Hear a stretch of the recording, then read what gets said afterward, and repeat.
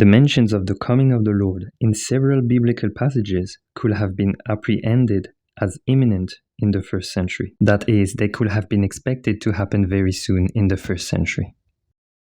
It is written in Matthew that Jesus said to his first century disciples, "Whenever they persecute you in this city, flee to another. For truly I say to you, you will by no means finish the cities of Israel until the Son of Man comes."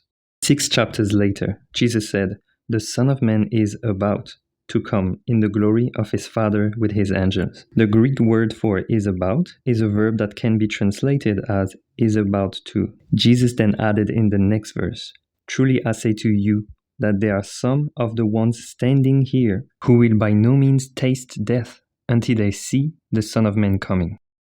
8 chapters later, Jesus was talking to his first century disciples about the Son of Man coming on the clouds of heaven. Jesus then added 3 verses later, addressing his first century disciples, saying, "Also you, when you see all these things, you know that it is near at the doors.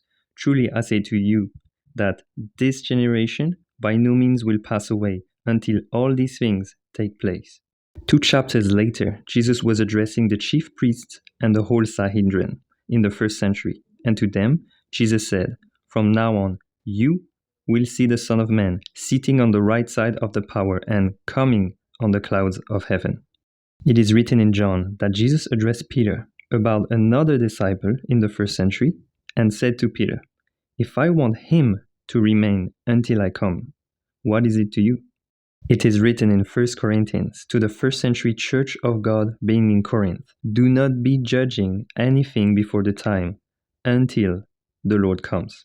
It is written in Hebrews to the first century audience that, "For yet in a very little while, the one coming will come and will not delay."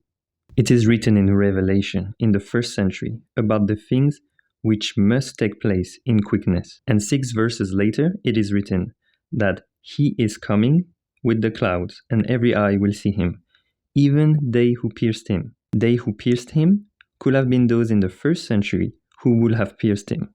1 chapter later, it is written to the angel of the church in Thyatira, which would have been there in the first century, "Hold on to what you have until whenever I come."